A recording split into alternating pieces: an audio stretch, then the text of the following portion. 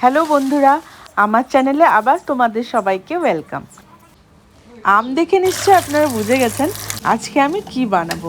আজকে আমি বানাবো আমাদের সবার প্রিয় আমের আচার। তাই ভাবলাম আপনাদের সাথেও এই রেসিপিটা একটু শেয়ার করি। দেখুন আমি কি করে গাছের থেকে আম পাড়তে লেগে গেছি। যারা যারা আমাদের এই ভিডিও আজ প্রথমবার দেখছেন তারা প্লিজ আমাদের চ্যানেলটাকে সাবস্ক্রাইব করে দেবেন।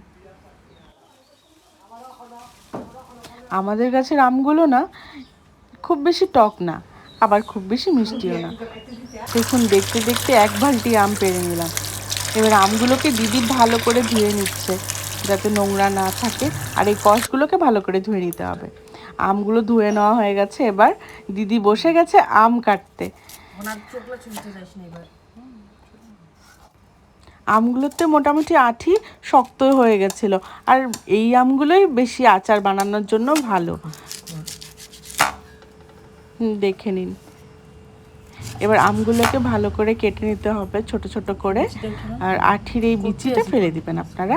আর আবার এটাকে আরও একটা টোম করে কেটে নিলে ভালো হয়। বেশি ছোট ছোট হলে খেতেও আপনারা ভালো পাবেন, আর মশলাগুলোও এটার ভিতরে ভালো করে ঢুকে যাবে তাহলে। এই দেখুন আপনারা এভাবে কেটে নেবেন।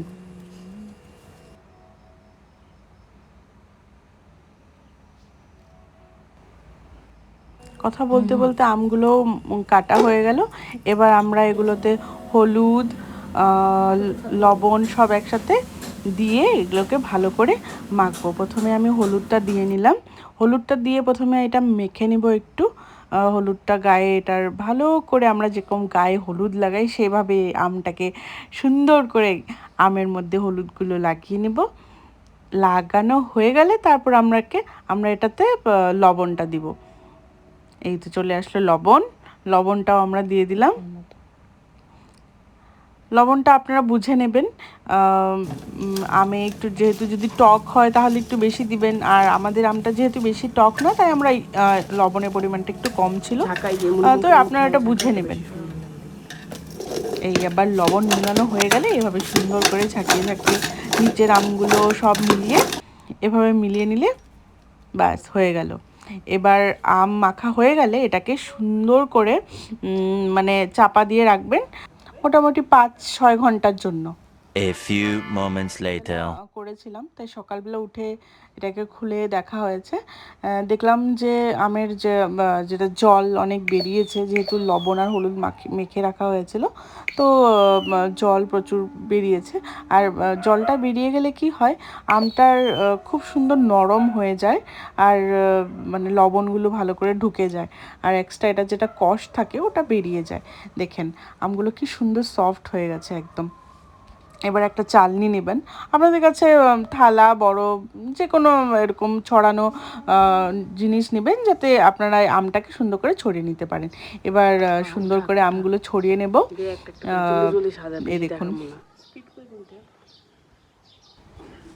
এদিকে আমগুলো ছড়াচ্ছিলাম, উপরে এইদিকে মেঘের ডাক গর্জন শুরু হয়ে গেছিলো।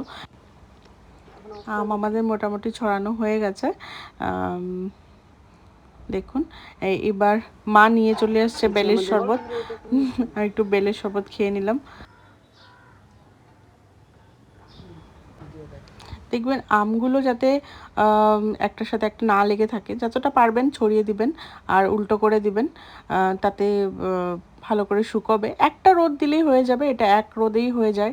কিন্তু আমরা আমটা শুকাবো যখন ভেবেছি তখনই একদম মেঘের ডাক গর্জন বৃষ্টির ভাব হয়ে গেছিলো, তাই একটু ভয় হচ্ছিল কিন্তু উপায় নেই।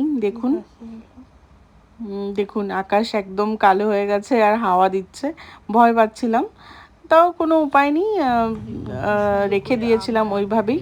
এবার রাখতে রাখতে আমরা একটু মশলাগুলো রেডি করে নিব। দেখেন এখানে আমরা নিয়েছিলাম একটু জোন, মেথি, সর্ষে, পানমশুরি আর আপনার ধনে, আর নিয়েছিলাম একটু শুকনো গুঁড়ো।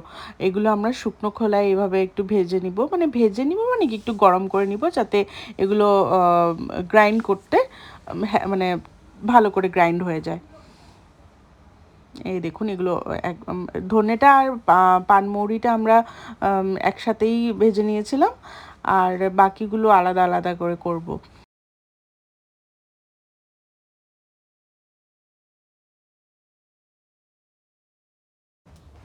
ভাজা হয়ে গেছে, এবার ওই ধনেটা আর মৌরিটা আমরা মিক্সিতে দিয়ে দিব। একটু পারলে এই ধনেটা আর সেটা যেহেতু গরমভাবে দিবেন না, একটু ঠান্ডা করে দিবেন, তাতে নাহলে প্রেশারে জিনিসটা মিক্সিটা নষ্ট হয়ে যেতে পারে।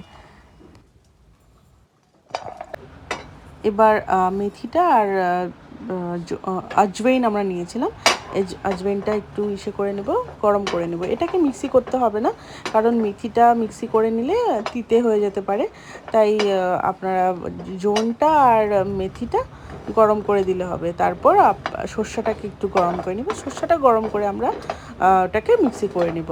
সর্ষে হয়ে যাওয়ার পর আমরা এখন শুকনো লঙ্কাটাকেও একটুখানি গরম করে নিলাম। দেখবেন এটা যেন বেশি পুড়ে না যায়, জাস্ট গরম করে নিলেই হলো।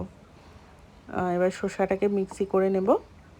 দেখুন গরম করে নিলে মিক্সটা খুব সুন্দর হয়, গুঁড়োটা।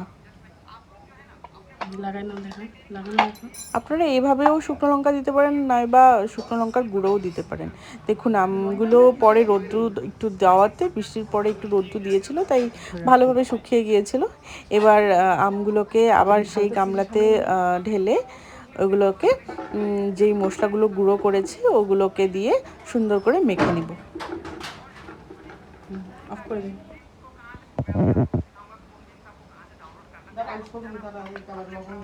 এটা শুকনো লঙ্কার গুঁড়ো। শুকনো লঙ্কার গুঁড়োটা আমি কম করে দিলাম, কারণ এখানে আবার কাঁচা লঙ্কাও দেওয়া হবে, তাই শুকনো লঙ্কাটা একটু গুঁড়ো কমই দিলাম। আর দিলাম আমরা মৌরি আর ধনের গুঁড়ো। এরপর আমরা দেব সর্ষে গুঁড়ো।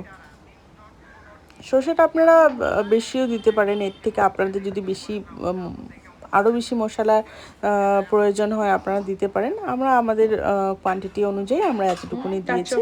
এরপর এটাতেও আবার একটু লবণ দিয়ে দিবেন, কারণ যেহেতু আমরা যখন লবণটা মেখেছিলাম, লবণের জল থেকে লবণ দিয়ে রেখে আর একটু লবণ আমাদের প্রয়োজন হয়েছিল বলে আমরা একটু দিয়ে নিয়েছিলাম। এবার সুন্দর করে এটাকে মেখে, যাতে সবগুলো আমের সঙ্গে মশলাটা মিশে যায় ওইভাবে করে দিয়ে দিয়েছিলাম, আর একটু চেরা কাঁচা লঙ্কা এটাতে দিয়ে দিয়েছিলাম। এরপর কড়াইতে সর্ষের তেল আমরা একটু গরম করে নিয়েছিলাম। সর্ষের তেলটাকে ভালো করে গরম করে আবার একটু ঠান্ডা করে নিয়ে তারপর ওই আমটাতে ঢেলে দিলেই হয়ে যাবে। তারপরে এই আমগুলোকে সুন্দর করে মিশিয়ে একসাথে বাস ঢেকে রেখে দিবেন।